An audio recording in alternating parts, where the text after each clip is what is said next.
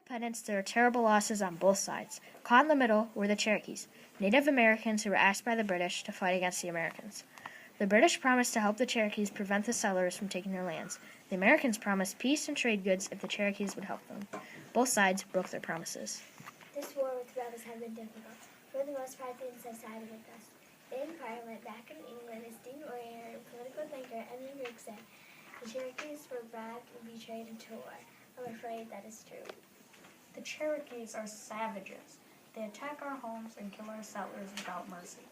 I have 200 men in my militia who are more than ready to burn their towns and get revenge for every settler they have murdered. They fought with the British, hoping to drive us from their land. But their land is good for farming, rich and ripe for settling. Someday it will all belong to us. The Americans and the Cherokees suffer for fighting on our side. I'll suffer more if I have anything to say about it. The Cherokees lived in permanent towns of 30 to 60 cabins built around a central meeting hall. The beloved town of Chota was the center of the Overhill Cherokees, who tried to stay neutral during the conflict. Things came to a head in July 1766 when Cherokees war chief Dragging Canoe planned to attack Fort Watauga in western Tennessee.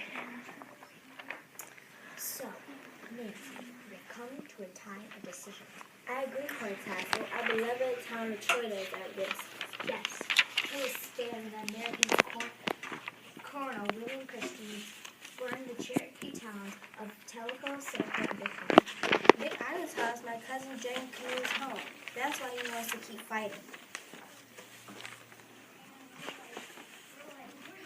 Dragon Canoe will take his orders and attack the settlers and militia at Fort Watauga. Then the militia will come down to Chota. The talk of peace will be for nothing. Oh, beloved woman, you are always trying for peace, but there is no peace. We must have peace or be destroyed. But I'm not afraid of war, Cortázar. We all know that. When your husband Kingfisher was killed by the Creeks, you took up his tomahawk and rushed the enemy like a mad woman.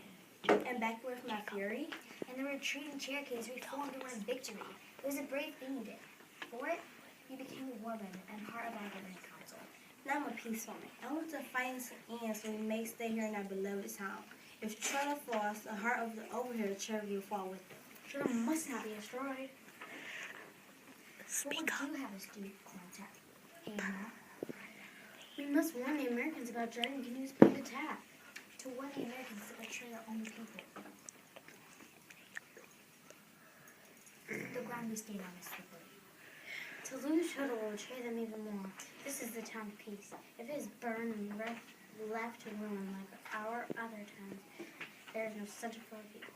They will lose hope. I will take a message to the Americans. It will have to be too severe.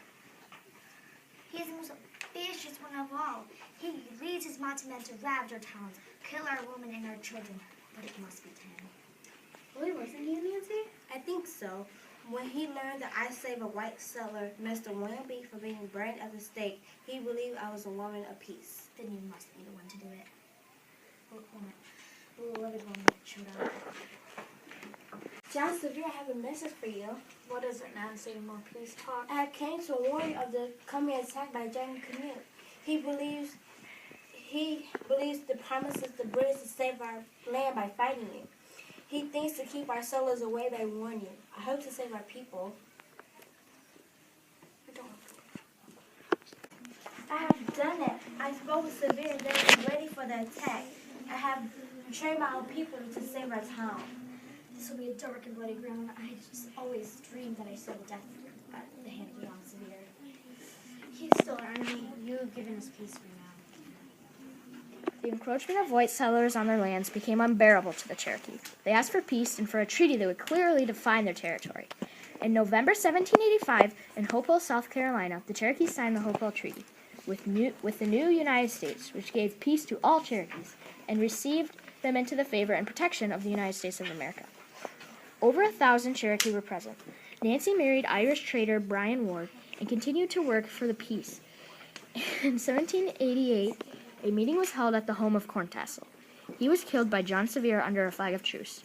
In the War of the American Revolution, Native Americans lost everything.